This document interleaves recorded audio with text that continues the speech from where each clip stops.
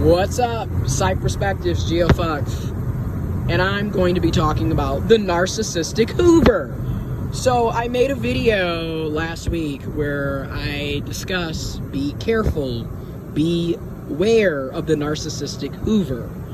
So the reason why we call it Narcissistic Hoover is the name is off of the vacuum cleaner. Okay, there's a vacuum cleaner brand called the Hoover. And the Hoover is really good for suction, right? You know, it's known to pick up all the little bits and pieces that you didn't think you would be able to pick up with a vacuum, hence why it's called the Hoover. So the Hoover vacuum. So that's the background. That's the history of the rise. We call it the Narcissistic Hoover because it's named after the Hoover vacuum. You know, the suction. So taking it back to narcissism. When you're dealing with narcissistic people or people who have narcissistic behaviors or just straight up toxic people, you know, they always come back around. It's almost like I said in the video last week, it's almost like they sense, oh shit, this person is moving on. They are not calling me, they're not messaging me, they're not checking up on me, they're not even on my social media. Oh my God, this person is really moving on. You know what I need to do right now? Even though I haven't seen them in months, you know, this could be days, weeks, months, even years. Like I said in previous videos, there have been people who got away from a toxic, narcissistic person only for that narcissistic, toxic person to pop up 5-10 years later trying to hoover their asses back into some toxic shit. And I notice, again, you got to realize when you're dealing with narcissists and toxic people or people who have narcissistic behaviors, you're dealing with someone who is emotionally unintelligent, okay? They're operating, you know, with the emotions of a fucking 5-year-old. You know, 5-year-olds, and this is horrible because keep in mind, not all 5-year-olds act like this. But we all know the kid who didn't get their way and then throws a pity party. Well, that's basically how a narcissist or a toxic person is. You know, instead of taking accountability and ownership for what they're saying and doing to people, okay, they like to play they play the mind games. They like to play the blame game. You know, it's never their fault.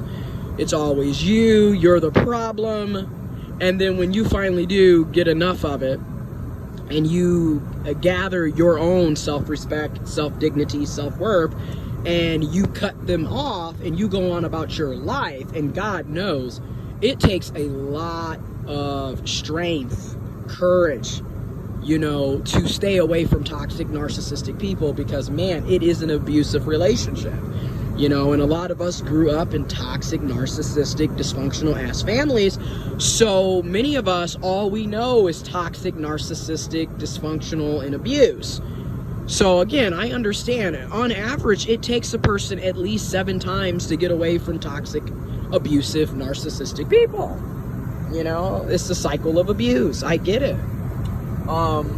Been there, done it, you know, plus went to school and learned about it, you know. And did my own independent research, you know, so I get it.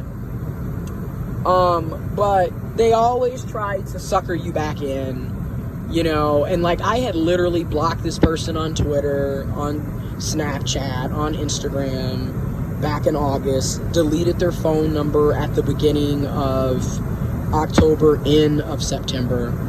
Haven't seen them in 2 months, haven't talked to them in 2 months, and yet this person still made another Instagram account to DM me, which kind of lets me know either you don't have phone service, because again, this person, I've known them for 5 years, and it's literally the same thing.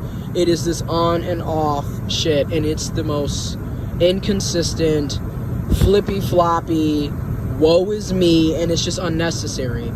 So, like I said, this person hit me up, and I'm like, you know, you can watch the other video where I discuss healthy boundaries and how I had to make sure that I reinforced the healthy boundaries that I've been working on all year, thanks to therapy and counseling. But beware of the Narcissistic Hoover, because they will try to suck your ass back in.